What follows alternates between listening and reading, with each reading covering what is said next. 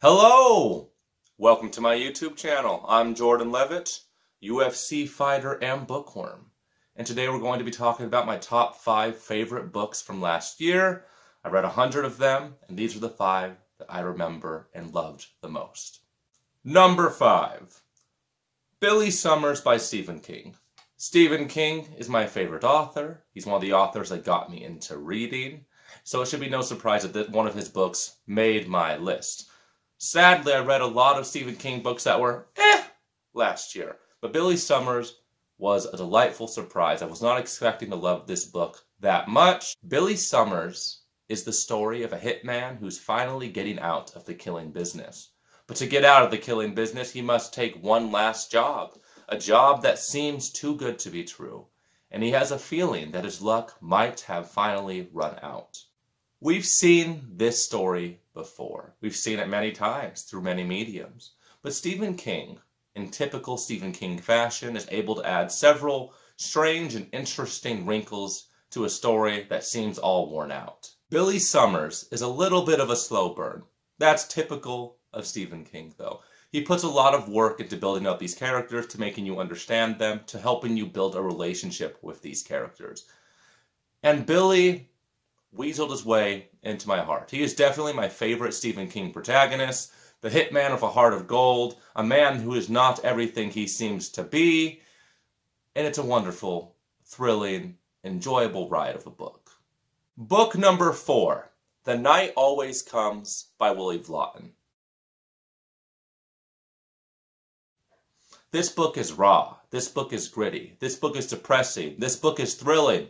This book is all the feelings. Willie Vlottin writes realistic stories about everyday people. And these people do horrible things to each other. But it never seems too far-fetched.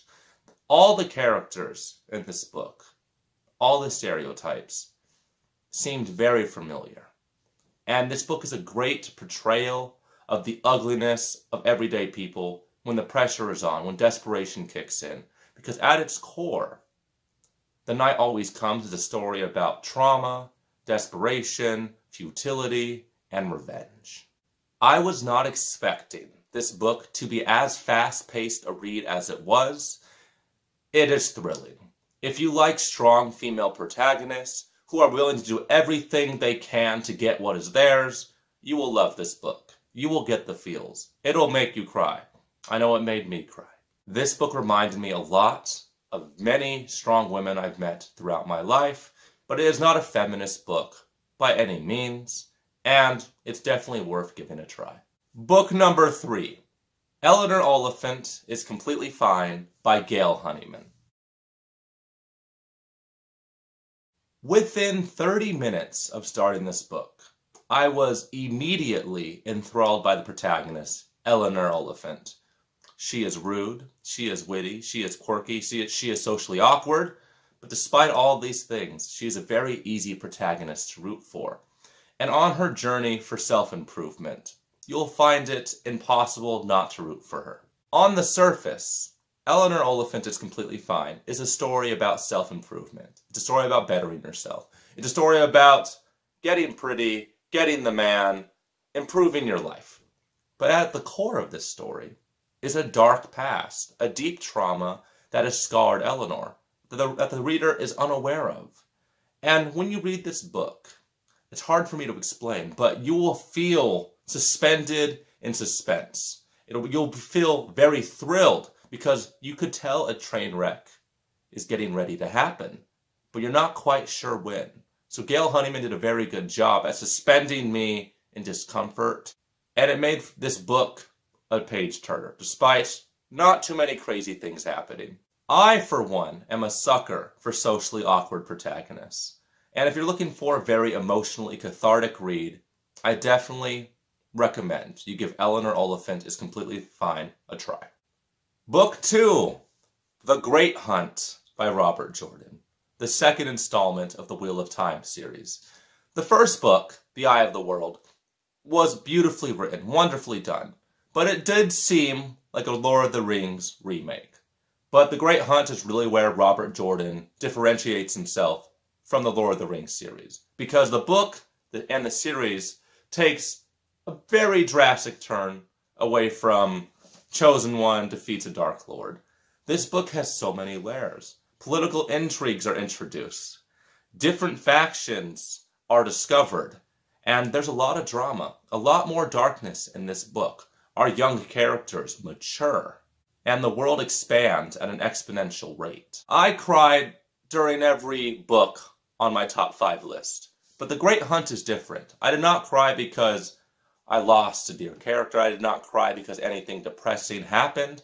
I cried because the climax was so beautifully done, so inspiring, just so beautiful.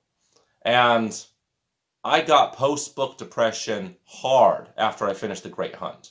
And there's still more than 10 books to go in this series. I can't imagine how much this series is going to wreck me.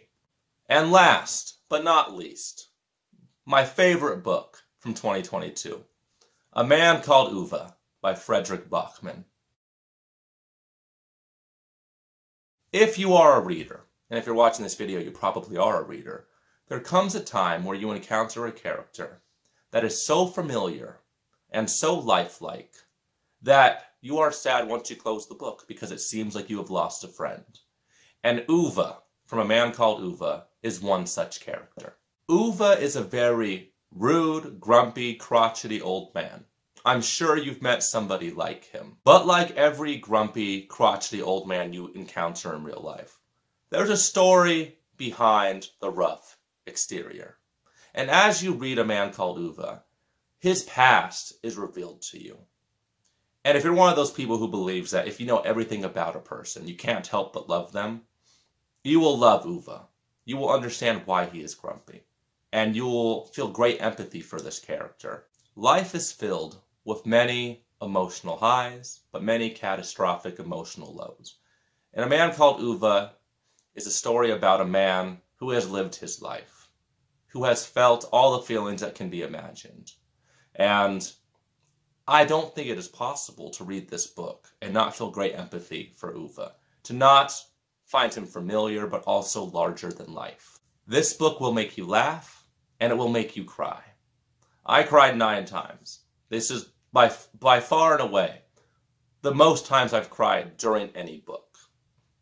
And when you finish A Man Called Ove, you will close the book and you will think to yourself, they don't make men like that anymore. And it's true. So there you have it, my top 5 books from 2022. If you liked it, push the little thumbs up icon below. Subscribe to my channel if you want to hear me talk about any other books. And I'll talk to you guys next time.